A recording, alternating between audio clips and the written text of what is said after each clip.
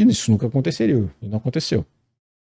Então, os Estados Unidos têm uma posição ambígua em relação a Taiwan. Os Estados Unidos têm relações com a China, não tem com Taiwan, não reconhece Taiwan, não tem embaixador em Taiwan, não tem embaixador de Taiwan nos Estados Unidos, não reconhece Taiwan. Só que vende armamento, apoia com dinheiro e tudo, né? Por quê? Porque Taiwan é muito importante do ponto de vista geoestratégico para os Estados Unidos. Muito importante, por várias razões. E a China sempre disse, não, Taiwan é uma província rebelde. Os taiwaneses, hoje, você vai olhar nas pesquisas, os taiwaneses, só 1% dos taiwaneses querem voltar a ser China. E, sei lá, 3, 4, 5% querem independência imediata. O que a maioria dos taiwaneses quer? A maioria absoluta, 80% da população, deixa do jeito que está. Porque do jeito que está não tem guerra, porque eles sabem que se eles proclamarem independência, o dia seguinte tem guerra, mas eles são, na prática, independentes para todos os efeitos. Eles têm moeda própria, tudo próprio, governo próprio, tudo próprio, né? Então deixa do jeito que está. Só que o Xi Jinping já disse que até 2049, ano do centenário da República Popular da China, a China estará completamente reunificada. É um objetivo permanente. Cada dia que passa, nós estamos mais perto do prazo dele. Então, essa é a questão. Para a China é um ponto pacífico. Por que Taiwan é tão importante assim para os Estados Unidos? Se você olhar no mapa, né, eu convido o pessoal que está nos assistindo aí, se quiser olhar um mapa, é interessante. Taiwan o general MacArthur americano da Guerra da Coreia, ele dizia o seguinte, que que Taiwan é um enorme porta-aviões inafundável estacionado na frente da China. Então, se você pensar desse ponto de vista, né, quando o Japão, na Segunda Guerra, projetou-se em direção ao sul, conquistou a China, conquistou o Sudeste Asiático todo, usou Taiwan dessa forma, como uma plataforma, um porta-aviões. Quando você olha Taiwan do ponto de vista geoestratégico, Taiwan é para os Estados Unidos um enorme porta-aviões ali parado. Ele tem condições de conter a China daquele porta-aviões. Então tem esse aspecto geoestratégico. E tem outro aspecto que é importantíssimo, é a produção de chips. Produção de semicondutores. Os semicondutores hoje são uma coisa fundamental para a humanidade, né? Os semicondutores, um carro desse moderno, aí um Tesla desse tem 3.000 chips. Um Tesla desse moderno. Um carro novo, nosso aí comum, tem 1.000 chips, né? Um celular desse aí tem dezenas de chips. Então, geladeira tem chip, tudo tem chip, né? Qualquer coisa hoje em dia tem relógio, tudo tem chip. E a produção de chips, ela hoje tá baseada em 5 países basicamente. É Coreia do Sul, Taiwan, China, Estados Unidos, um pouco no Japão.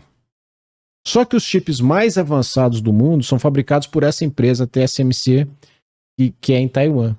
90% dos chips mais avançados do mundo estão em Taiwan. E 70% dos chips, em geral, estão em Taiwan. A gente viu um exemplo de uma crise que poderia acontecer na Covid. Não sei se vocês lembram que na Covid houve problemas logísticos de interrupção de transporte de chip e a produção de carros aqui no Brasil ficou bem atrasada, né? Faltava carro, o pessoal não tinha carro porque faltava chip. Então, Taiwan é uma espécie de escudo de silício, né? Taiwan sabe da sua importância como um produtor de chips e sabe que isso atrai a defesa norte-americana. Por que países vão à guerra, Glauber? Países vão à guerra para defender interesses vitais. Você pensa assim, a Ucrânia representa um interesse vital para os Estados Unidos? A Ucrânia representa um interesse vital? Não representa. Então os Estados Unidos dificilmente mandariam tropas para a Ucrânia, é muito difícil. A não ser que a Rússia ataque um país da OTAN e por causa do tratado da OTAN entre uma guerra com a Rússia, mas para defender a Ucrânia, não vai mandar tropa. E a Rússia sabe disso. Sabe disso. Agora, os Estados Unidos iriam à guerra para defender Taiwan? Representam um interesse vital? Aí eu deixo para cada um que está nos assistindo chegar a essa conclusão. Produção de chips e o aspecto geopolítico, geoestratégico da posse de Taiwan. Eu convido os nossos amigos que estão em casa a olharem o mapa. A saída da China para o Pacífico é toda limitada por acidentes naturais. Então, primeiro tem a Península da Coreia. vamos pensar no litoral brasileiro. Litoral brasileiro em direção ali, ó. Tá o mapa ali na tela. O litoral brasileiro é completamente aberto para o Atlântico. Não tem nada na frente do Brasil. O litoral dos Estados Unidos para o Atlântico e para o Pacífico, completamente aberto. Você vai para o litoral da China, você vê ali, ó, no norte, na península da Coreia, né? Tá ali Coreia do Norte, Coreia do Sul. A China não sai para o norte da península por cima da península da Coreia, porque ela não tem fronteira. A Rússia encosta na Coreia do Norte. Sim. Então não sai pelo norte. Aí quando você vai ali para o sul, ela está contida pela península da Coreia. Depois você está vendo ali, ó, Nagasaki, você está vendo as ilhas do Japão. Uhum. Depois você vem em Taiwan. E depois já estão as Filipinas. Então a China tem a sua saída para o Pacífico completamente contida por aliados dos Estados Unidos. Na Coreia do Sul tem tropa americana. No Japão tem tropa americana, inclusive em Okinawa, numa ilha. Em Taiwan não tem tropa americana, mas estamos falando disso, de Taiwan. Nas Filipinas tem 6 bases americanas. Então a saída para o Oceano Pacífico é completamente contida por aliados dos Estados Unidos. Então a vantagem geoestratégica é muito grande para os Estados Unidos. E se a China conquistar Taiwan, ela consegue furar esse bloqueio. Ela tem uma saída para o mar aberto, para o Pacífico, que ela hoje não tem, está contida, né? Então tem esse ponto de vista geoestratégico. Então, se você for ver do ponto de vista da tecnologia dos semicondutores, do ponto de vista da geografia, geoestratégico, Taiwan é muito importante para os Estados Unidos. Esse é o ponto, né? Eu queria dizer por que dessa defesa, né, desse interesse norte-americano em Taiwan. Só que os chineses têm um aspecto, além desse aspecto estratégico, tem um aspecto afetivo. Taiwan é o último território que eles não conseguiram reconquistar do que já foi a China no passado. Então, para eles, isso é inegociável, não tem conversa. Não é assim, vamos pensar o que a população taiwanesa quer, não tem conversa. É China, pronto. Isso é assim que eles pensam. Se para eles é inegociável, resta saber para os Estados Unidos, então, né? Isso. A questão dos semicondutores, você consegue ao longo do tempo, talvez, mitigar, né, esse risco com produção em outros países, Coreia do Sul, no próprio Estados Unidos, no Japão. Agora, um porta-avião, né, fixo ali, né, virado para a China, você já não consegue de forma alguma substituir. Isso. Mas os Estados Unidos não poderia, para evitar uma guerra maior, abrir mão de Taiwan? Aí é a tua leitura mesmo, né? Já que ele tem Japão, Coreia do Sul, Filipinas? Pois é, mas e o famoso efeito dominó, Glauber? Você é japonês. Você depende...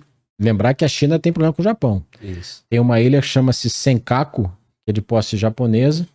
O chinês chama de Jiaoyi.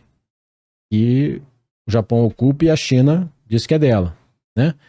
Como é que fica o Japão olhando para os Estados Unidos abandonando Taiwan? O que o Japão vai pensar? Se você fosse japonês e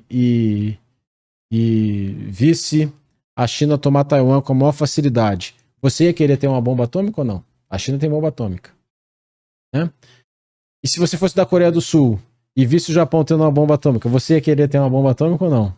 Sim.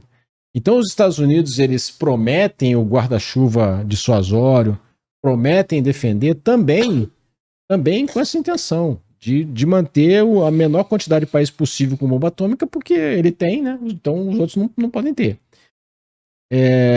Então esse efeito dominó, como é que o Japão ia encarar isso? Como é que a Coreia do Sul ia encarar isso? Como é que as Filipinas iam encarar isso? As Filipinas têm atritos aí diários com a China por causa da questão das ilhas lá do Mar Sul da China. Então, tem esse aspecto, né, de que a garantia norte-americana é muito importante para esses aliados dela lá. O Japão já investiu muito nessa amizade para mudar de parceiro agora. O Japão não vai mudar de parceiro. A Coreia do Sul não vai mudar de parceiro, né? Então, eles estão olhando o que está acontecendo. Eles estão olhando, mas eles também não estão sem se preparar, né? Exatamente. Já que essa tensão de Taiwan é antiga, eles conseguiriam desenvolver a arma nuclear rápido? Assim, eu não sei se eles. Eu acho que sim, tem tecnologia para isso. Não tem dúvida que Japão e Coreia do Sul têm tecnologia para isso. Hoje eles não têm esse interesse, porque há um entendimento na comunidade internacional, e eles são signatários do Tratado de Não Proliferação Nuclear, há um entendimento hoje, no mundo como ele é hoje, eles não precisariam disso, até porque os Estados Unidos os apoiam. Agora o Japão está preocupado.